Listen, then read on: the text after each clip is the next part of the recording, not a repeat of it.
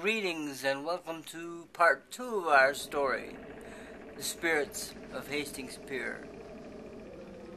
Be welcome to the conclusion of our journey into the macabre.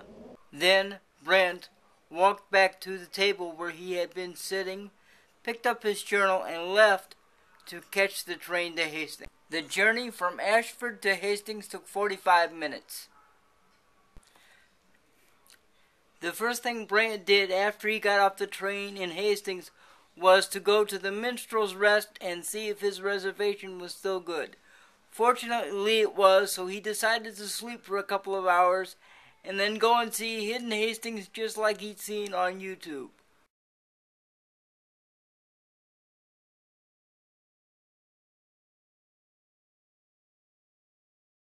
Brant woke 3 hours later, slightly disoriented, but then he remembered where he was. His body seemed like it was still getting over jet lag and train travel.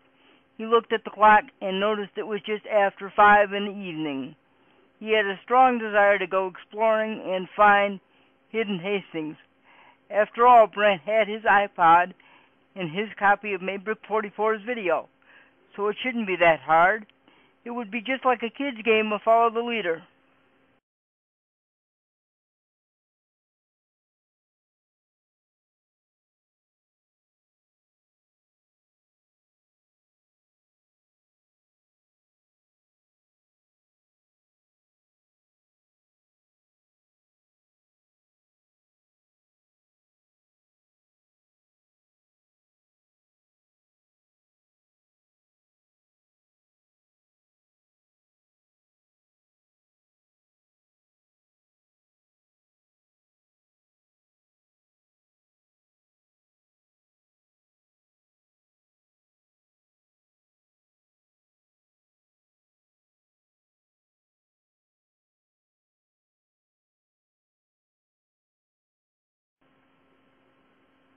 He found Hidden Hastings within 30 minutes and sat on a bench so that he could absorb all this beautiful spot had to offer. As he sat on the bench overlooking the old town, the spot reminded him of the movie Mary Poppins and of chimney sweeps hopping over mist-shrouded rooftops.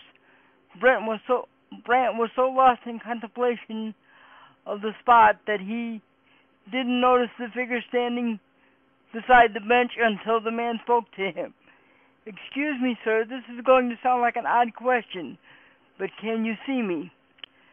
Brant looked at the man, who dressed in Victorian fashion, and spoke quietly. "Oh, I didn't hear you approach. The beauty of this place so filled my mind that it momentarily distracted me.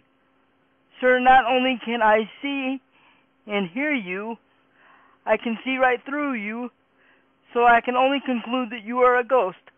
What do you want with me?"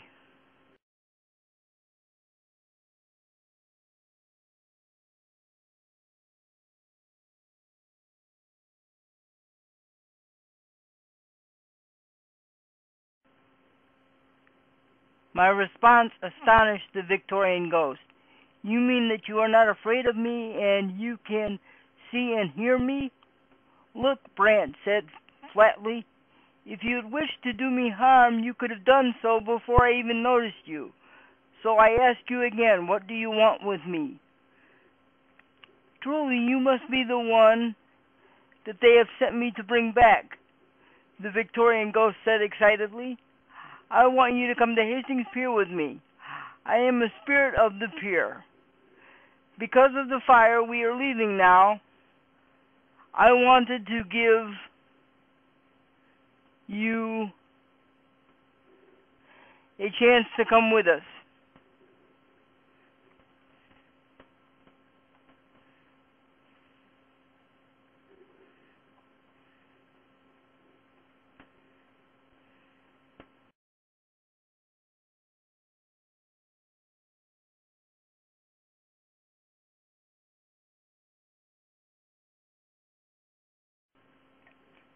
"Now let me get this straight. You are a Victorian-era spirit from Hastings Pier, and you are leaving because of the fire. Because you are a polite spirit, you are inviting me to come with you. Is that about right?" The Victorian ghost looked at Brant and shook his finger. "Yes, I am a spirit from Hastings Pier, and yes, we are leaving because the fire releases. However, I'm not inviting you simply because I'm polite.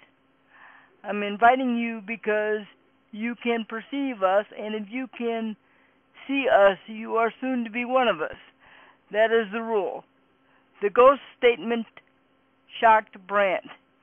"Has there ever been an exception to the rule?"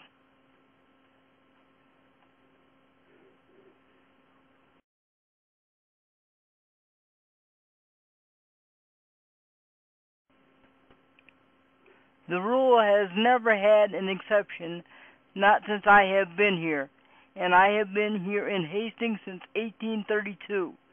That is when the people built the pier, and that is when I decided to stay and spend my afterlife here.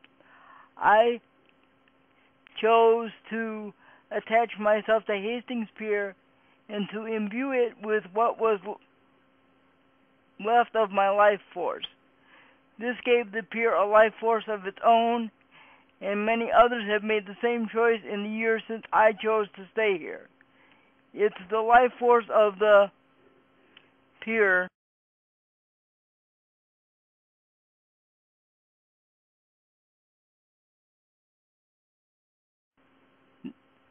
that draws people here.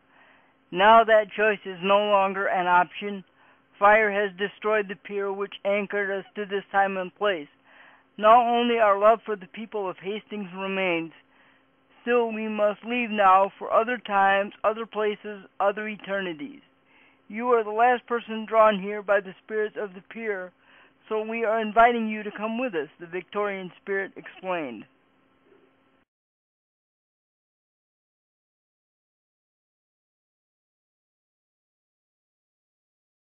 Well, sir, I thank you for your offer, but can I impose on you to wait a day for my answer?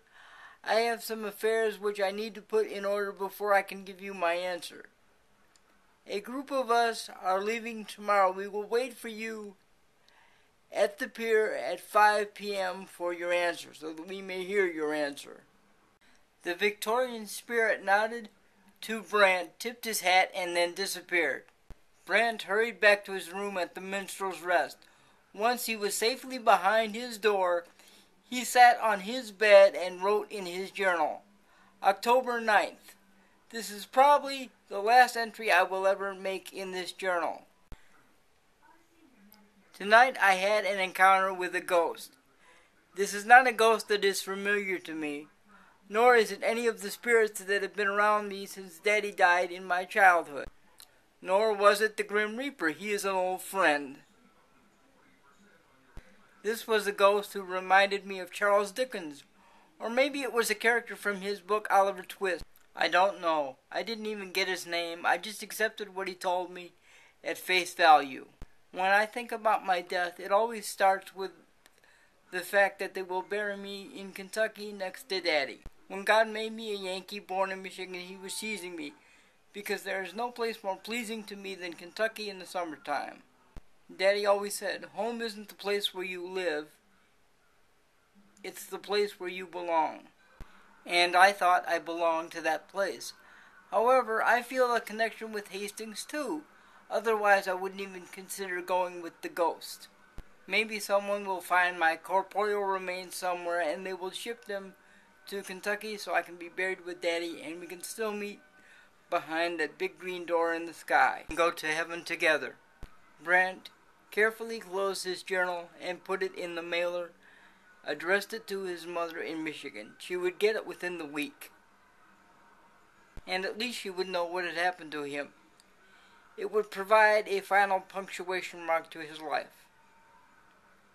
The next morning he dropped the journal off at the post office and then spent all day at the beach looking at the remnants of Hastings Pier. At 5 in the evening he met the ghost. "I agree to go with you," was all he said. Then he and the ghost stepped through the gate and onto the remnants of the pier. Suddenly a mist surrounded Brant and he was gone. The end.